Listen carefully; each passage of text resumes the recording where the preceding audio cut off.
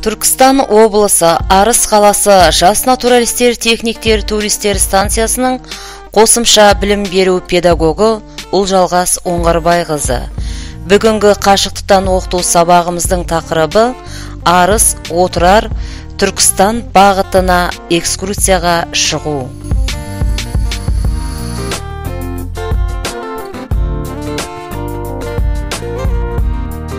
Сабақтың мақсаты туристік серуен, жорық экскурсиясының маңызын ұғыну. Сабақтың барысы туризм дегеніміз не? Туризмнің мақсатына қарай жіктелуі. Жас өлкетанушы үйірмесінің міндеті. Арыс қаласы 9 жолдың торабы, Орта Азия қақпасы. Мәдениетті зерттеу мақсатындағы туризм, қоғамдық туризм. Туризм француз тілінен алғанда серуендеу, жол жүру.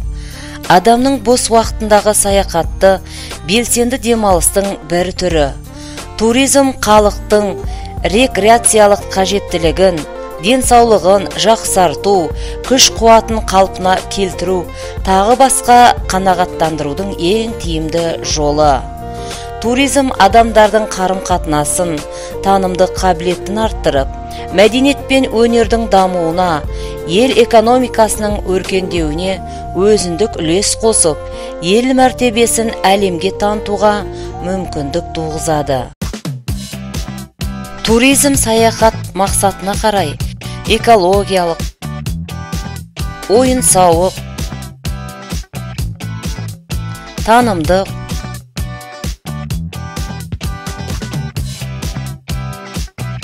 спорттық, балалар туризмі,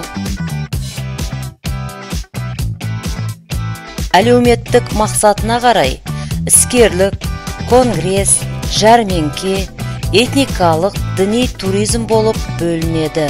Жас өлкетанушы үйірмесінің басты міндеті оқушылардың әлемді, өз өлкесін тікелей білуге деген табиғи қажеттілігін қанағаттандыру, оның қаншалықты әдемі екенін көрсету, туған өлкесіне деген сүйіспеншілігін, туған жері мен халқына деген адалдығын тәрбиелеу болып табылады.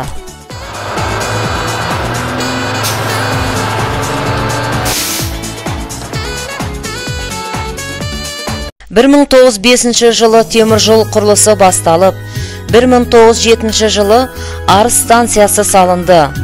9 жолдың торабы, Орта Азия қақпасы атанған Арыс жерінен теміржол саласындағы ерен еңбектері үшін социалистік еңбек ерігі атағымен Әуесхан Салықбаев, Әбдуәлі Балғынбаев, Сырлыбек Байжанов, Көпжан Мұхамеджанов, Задария совхозының өсіп өркендеуіне ерекше үлес қосқан Боранбек Шүкірбековтер есімін қала тұрғындары ілтипатпен атап мақтаныш етеді.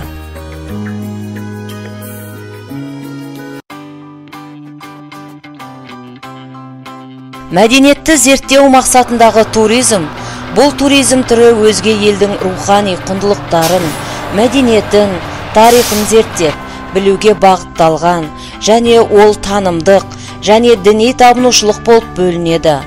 Танымдық туризм, тарихи, мәдени және географиялық құндылықтарды зерттеу, көру мәселесін қамтиды.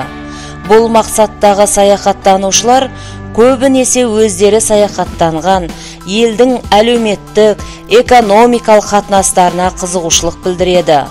Табынушылық мақсаттағы туризм ерекше діни мәні бар жерлерді көру арқылы орындалады.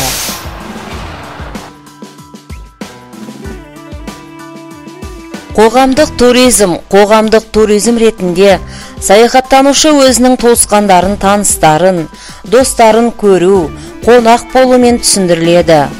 Сондай-ақ клубтық туризмді де жатқызуға болады. Клубтық туризмнің ерекшелігі саяхаттанушы саналы түрде арнайы бір топпен ғана демалуды мақсат етеді. Қорытынды. Соңғы жылдары ғалымдар барлық балалардың, атап айтқанда мектеп жасындағы балалардың қозғалыс белсенділігінің төмендеу тенденциясын атап өтті. Бұған көптеген факторлар ықпал етеді. теледидар мен компьютер заманауи балаларға құрдастары мен қарым-қатынас пен ойындарды алмастырады. Ата-аналары балалардың ерте интеллектуалды дамуына деген құштарлығы олардың физикалық дамуының нашарлауына келеді.